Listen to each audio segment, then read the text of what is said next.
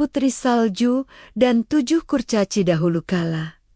Jauh di ujung kerajaan yang dikelilingi hutan lebat, sungai yang berkilau seperti kristal, dan pegunungan menjulang tinggi yang puncaknya tertutup salju abadi. Hiduplah seorang putri muda bernama Putri Salju.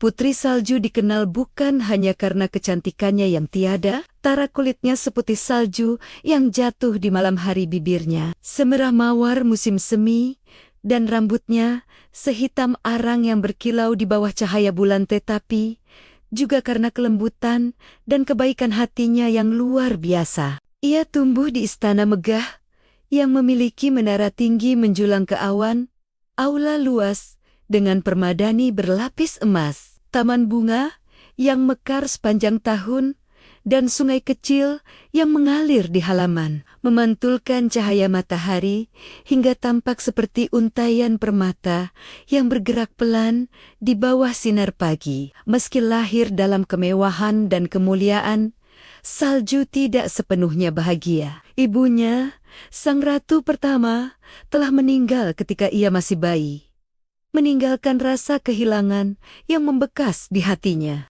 Ayahnya, seorang raja bijaksana, namun terlalu sibuk dengan urusan kerajaan, jarang punya waktu untuk menghiburnya, sehingga Salju tumbuh dengan rasa kesepian yang kadang menyelimuti hatinya. Namun kesedihannya semakin diperparah oleh kehadiran ibu tirinya, seorang ratu cantik yang berhati licik, penuh kesombongan, dan iri yang membara. Sang ratu selalu ingin menjadi yang tercantik dan tak tertandingi di seluruh kerajaan.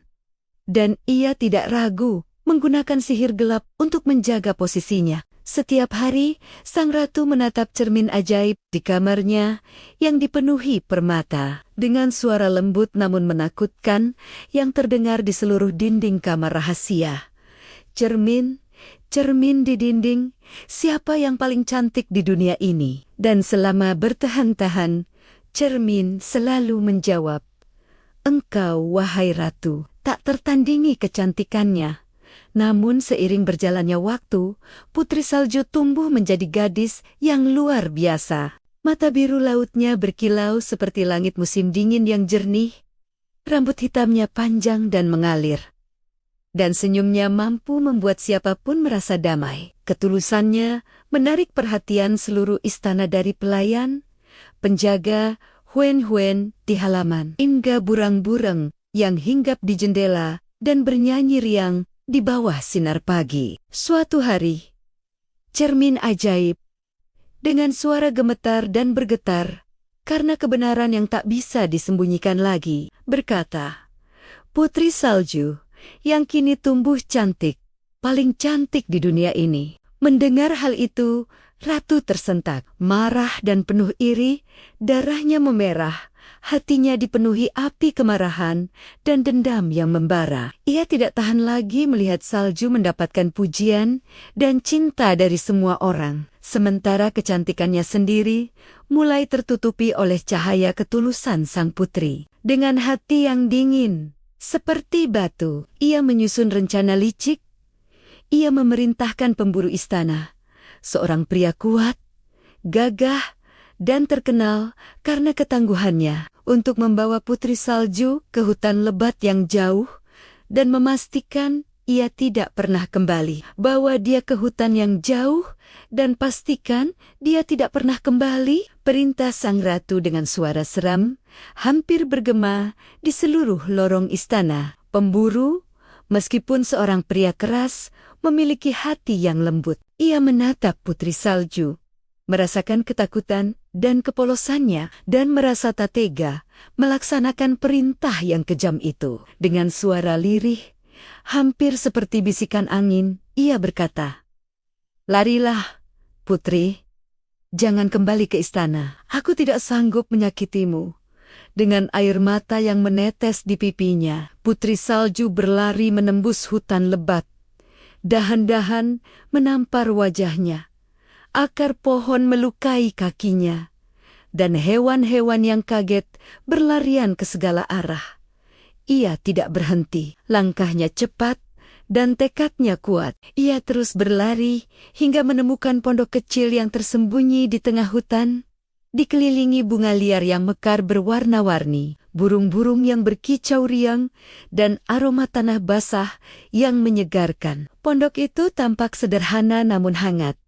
7 kursi kayu, 7 mangkuk kecil, dan 7 tempat tidur mungil, masing-masing dengan selimut rajutan tangan. Lelah dan hampir tak berdaya, Putri Salju jatuh di salah satu tempat tidur dan tertidur pulas. Mimpinya dipenuhi bunga, cahaya, dan harapan akan hari esok. Saat malam tiba, 7 kurcaci yang tinggal di pondok itu pulang dari tambang di gunung, membawa peralatan pertambangan, kapak, lampu minyak, dan makanan sederhana. Mereka terkejut melihat seorang gadis cantik tertidur di tempat mereka. Kurcaci tertua bijak dan berwibawa bertanya dengan suara berat namun ramah, "Siapa ini yang tidur di rumah kita?" Salju pun bangun, menceritakan semuanya dengan mata yang berlinang.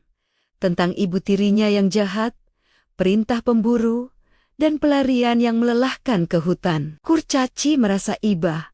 Hati mereka tersentuh oleh ketulusan dan kesedihan gadis itu. Mereka memutuskan untuk membiarkan Putri Salju tinggal di pondok, asalkan ia membantu pekerjaan rumah dan menjaga ketertiban di pondok. Salju setuju dengan senyum lembut yang membuat hati mereka meleleh. Hari-hari berikutnya dipenuhi oleh tawa, pelajaran, dan kerja keras. Putri Salju menolong Kurcaci membersihkan rumah, memasak makanan sederhana seperti roti, sup sayur, dan teh herbal, serta menanam bunga dan sayuran di sekitar pondok. 7 kurcaci mengajarinya tentang pertambangan, bagaimana cara membaca tenda-tenda batu berharga di tambang, bagaimana menghitung berat emas, dan tentang kerja keras yang harus dilakukan setiap hari. Bersama-sama, mereka tertawa, belajar, dan saling bercerita tentang dunia masing-masing. Namun di istana,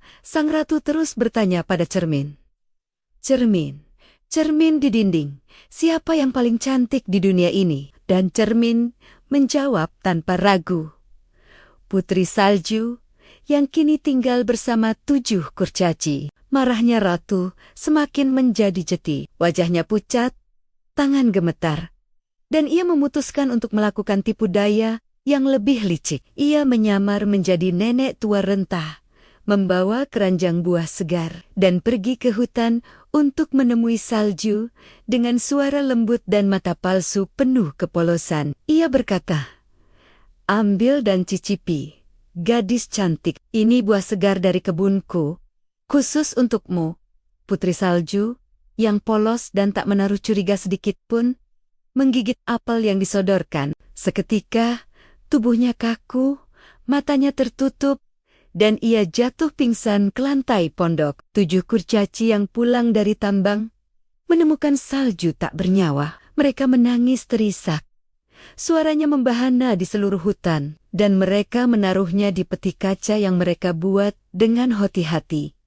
Di tengah hutan, dikelilingi bunga, cahaya bulan, dan lilin yang menyala lembut. Bertahun-tahun berlalu. Suatu hari, seorang pangeran gagah berani mendengar legenda tentang gadis cantik yang tertidur di hutan. Ia menempuh hutan lebat, menanjak gunung yang terjal, dan menyeberangi sungai berarus deras. Cuaca buruk, hujan, dan angin yang kencang tidak menghentikan langkahnya. Akhirnya, ia menemukan peti kaca itu di tengah cahaya rembulan yang menembus celah pepohonan. Dengan hati penuh harap dan rasa kagum, ia membungkuk, menaruh tangannya di dahi Salju, dan meneteskan air mata tulus yang menyentuh hati putri itu. Sebuah keajaiban terjadi.